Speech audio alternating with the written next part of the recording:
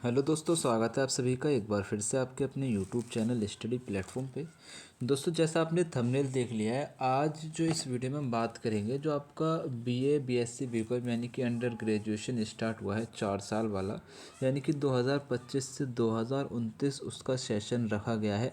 इसमें जो आपका एग्ज़ाम पैटर्न है मुख्य रूप से उसके बारे में बात करेंगे और आपके लिए पासिंग मार्क्स कितना चाहिए इसके बारे में बात करेंगे, जो कि आपके लिए बहुत इंपॉर्टेंट है। बाकी आपने सारी चीज़ें पता कर ली होगी कि 4 साल का आपका बीए हो चुका है। इसमें 8 सेमेस्टर हैं। एक बार मैं कम शब्दों में बता दे रहा हूँ, 4 साल का आपका हो चुका है। 8 सेमेस्टर आपके यहाँ पे डिवाइड हो चुके हैं और हर एक ईयर की अपनी अलग वैल्यू हो जाती है। ठीक है, जैसे कि आपको मैंने पहले भी बता दिया है। अब इसको मैं यहाँ पे डिस्कस नहीं करूँगा इस बारे में। ठीक है, इस बारे में यहाँ पे कोई डिस्कस नहीं होगा। अब जो डिस्कस होगा ओनली वो होगा जो आपके लिए ज़रूरी है। सबसे पहले आपका एग्ज़ाम पैटर्न क्या है, यही बात करेंगे। एग्ज़ाम पैटर्न जैसे हम किसी एक सब्जेक्ट का ले लेते हैं, या उत्तर प्रदेश की लगभग सभी यूनिवर्सिटी के लिए यही सिलेबस है। एक आध दो में अलग हो सकता है, तो आप अपनी यूनिवर्सिटी में उसको पता कर सकते हैं। बाकी ओवरऑल सबके लिए यही रहेगा। तो मैं यहाँ पे आपको बता दे रहा हूँ। आपको वीडियो में लास्ट तक ज़रूर रहना और वीडियो को अपने सभी दोस्तों के साथ शेयर कर देना है। देखो क्या है, आप जो है 12th पास करके आए, बीए या बीएससी बीकॉम आपने एडमिशन ले लिया किस चीज़ में, ग्रेजुएशन में। ठीक है, ग्रेजुएशन में आपने क्या करा, एडमिशन ले लिया है। अभी आपका जो एक पेपर रहेगा वो 100 नंबर का रहेगा, इतना आपको याद रखना है। मैं यहाँ पे आपको पहले पासिंग मार्क्स के बारे में बात कर लेता हूँ। 100 नंबर का आपका रहेगा। 100 नंबर में ये आपका डिवाइड हो जाता है दो पार्ट में। एक हो जाता है आपका 25 नंबर में और एक हो जाता है आपका 75 नंबर में। ठीक है, कहीं कहीं यूनिवर्सिटी में इंटरनल एग्ज़ाम जो होता है उसको 30 नंबर कर दिया गया है और आपका एक्सटर्नल एग्ज़ाम को 70% कर दिया गया है। कहीं कहीं पे इसको 20 भी कर दिया गया है और कहीं कहीं पे इसको 80 भी कर दिया गया है। तो कुल मिला के आपका 100 नंबर का क्वेश्चन पेपर है। अब इस 100 नंबर के क्वेश्चन पेपर को पास करने के लिए आपको पासिंग मार्क्स कितना चाहिए, ये सभी के लिए सेम रहेगा जो मैं पासिंग मार्क्स आपको बता रहा हूँ।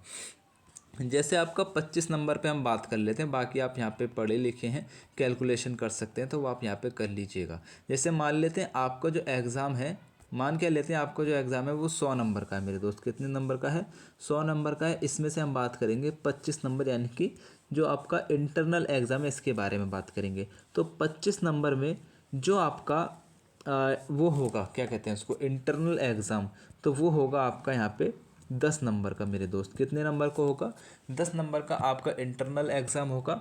और 10 नंबर का ही आपका क्या रहेगा, जो आपका असाइनमेंट होता है वो रहेगा। 10 नंबर आपको असाइनमेंट के मिले जाएंगे, कॉलेज से ही मिले जाएंगे। 10 नंबर का आपका जो क्या कहते हैं कॉलेज है वहाँ पे आपसे एग्ज़ाम ले लिया जाएगा। और जो 5 नंबर हैं वो आपके अटेंडेंस या फिर कॉलेज में आपका व्यवहार कैसा है, आप कॉलेज आते हैं नहीं आते हैं, इस चीज़ पे आपको मिल जाएगा।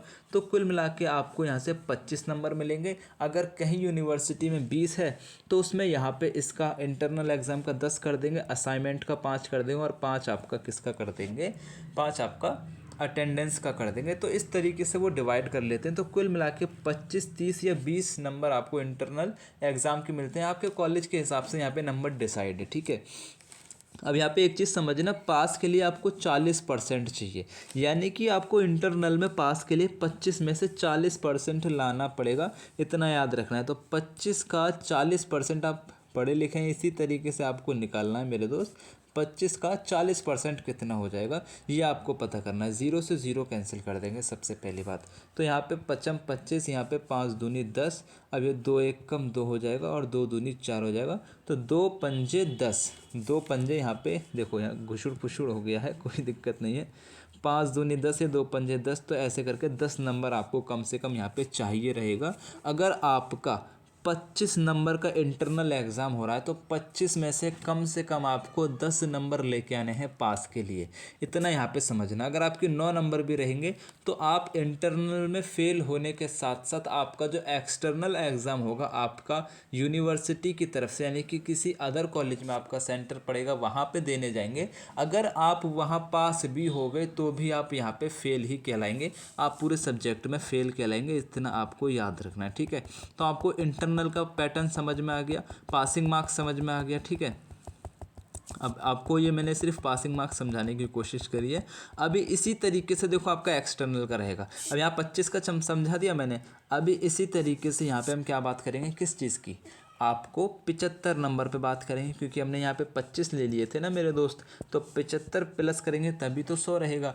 अब 75 नंबर में से आपको 75 नंबर का आपका एक्सटर्नल रहेगा, इसका आपको 40% मेरे दोस्त लाना रहेगा।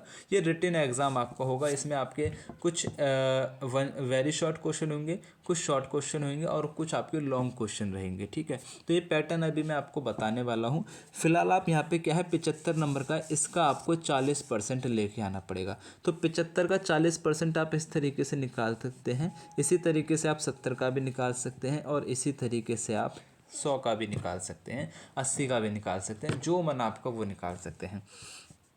0 से 0 कैंसिल कर देंगे, 5 से 2 पंजे 10 कर देंगे, सॉरी 5 दूनी 10 कर देंगे, 5 दूनी 10 और इसको करेंगे 5 6 कम 5 और ये 5 25 15 हो जाएगा।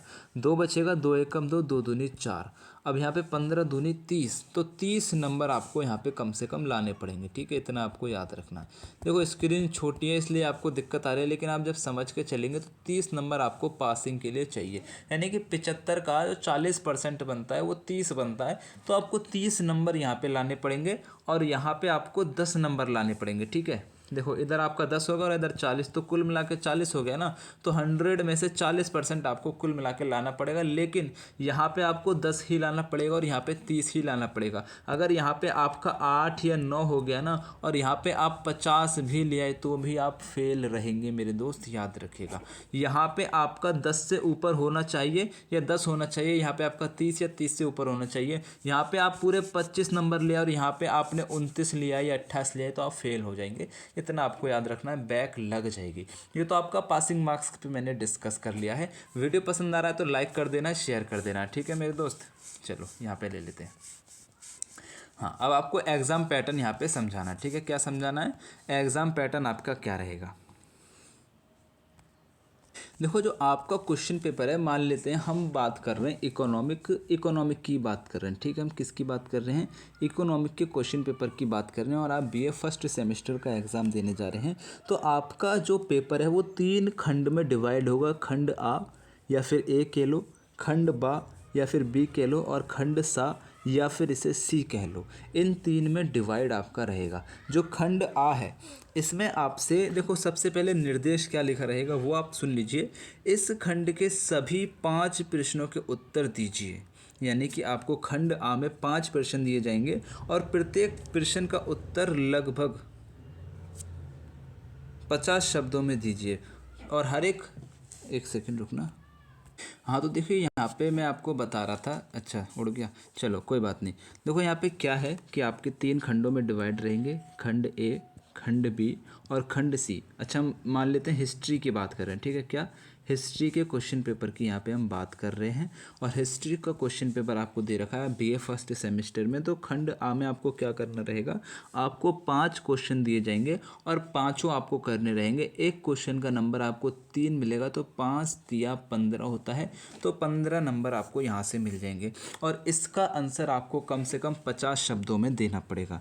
जैसे कोई क्वेश्चन आपसे पूछ सकता है कि वेद त्रय से आप क्या समझते हैं। ये सिंधु घाटी सभ्यता के किसी 2 महत्वपूर्ण स्थलों के नाम और उनकी मुख्य विशेषताएं लिखिए। तो आपको ये क्वेश्चन का आंसर कम से कम 50 शब्दों में देना पड़ेगा मेरे दोस्त, ठीक है। और देखो इसी तरीके से आपका खंड बा में भी क्वेश्चन दिए गए हैं। तो खंड बा में जो है आपके कुल 6 क्वेश्चन दिए गए हैं और एक क्वेश्चन का जो नंबर है, अच्छा देखो 6 क्वेश्चन दिए गए हैं लेकिन 6 में से आपको 4 करने हैं और 4 क्वेश्चन में से जो एक क्वेश्चन रहेगा वो 7.5 नंबर का लगभग रहेगा, मतलब 7.5 का ही रहेगा और इसके कुल नंबर आपके 30 हो जाएंगे मेरे दोस्त, ठीक है। इसी तरीके से खंड सी में भी आपको जो है 4 क्वेश्चन दिए रहेंगे, 4 में से आपको किन्हीं 2 को करना है और एक क्वेश्चन का जो नंबर रहेगा वो 15 रहेगा और इस तरीके से आपके 30 नंबर हो जाएंगे। तो 30 और 30 60 और यहाँ पे 15 आपके 75 नंबर हो जाएंगे। इस तरीके से आपको यहाँ पे एग्ज़ाम पैटर्न ये रहेगा। अब देखो इस तरीके का जो आपका क्वेश्चन यूनिवर्सिटी में पूछेगा, ये देखो कुछ आगे पीछे हो सकते हैं क्वेश्चन, लेकिन इस तरीके का ही आपका पैटर्न रहेगा। यूनिवर्सिटी के हिसाब से अलग हो सकता है बस, और बाकी सब में सेम रहेगा। तो आपका यूनिवर्सिटी आपसे कैसे क्वेश्चन पूछेगी उसी तरीके का आपका पूरा पेपर सा तैयार करके आपको 2 या 3 घंटे का यहाँ पे समय दिया जाएगा। इस तरीके से मतलब आपका पूरा एक तरीके से यूनिवर्सिटी जैसे पेपर तैयार करती है वैसा पेपर हम आपके लिए तैयार करेंगे और एग्ज़ाम से पहले आपकी तैयारी बेहतर कराएंगे। आपको क्वेश्चन सॉल्व करवाएंगे, आपको सारी चीज़ें पढ़ाएंगे, ठीक है। डिटेल में आपको क्वेश्चन को समझाएंगे, कम शब्दों में ज़्यादा बात आपको समझाने की पूरा कोशिश यहाँ पे हम करी जाएगी। तो चैनल पे नए तो चैनल को सब्सक्राइब ज़रूर कर लेना। कोई भी डाउट या कोई भी समस्या हो तो आप क्या कर सकते हैं, हमारा व्हाट्सअप नंबर है, वहाँ पे हमें संपर्क कर सकते हैं। व्हाट्सअप नंबर हमारा रहेगा 7300975835। इस व्हाट्सअप नंबर पे आप हमें अपनी कोई भी दिक्कत परेशानी बता सकते हैं। हमारा एक टेलीग्राम चैनल भी है, उसे भी आप ज्वाइन कर लीजिएगा, जहाँ पे आपको सभी प्रीवियस ईयर के क्वेश्चन पेपर मिल जाएंगे। हालांकि वो सब एमसीक्यू में है। अगर आपके एमसीक्यू में एग्ज़ाम हो रहे हैं अदर यूनिवर्सिटी से किसी में हो रहे हैं तो आप हम वहाँ से डाउनलोड कर सकते हैं। कोई भी दिक्कत परेशानी है आप इस नंबर पे हमसे संपर्क कर सकते हैं, आपकी समस्या का समाधान किया जाएगा। और चैनल पर नए सब्सक्राइब कर लेना, वीडियो को ज़्यादा से ज़्यादा शेयर करना। Thanks for watching. अल्लाह हाफिज़।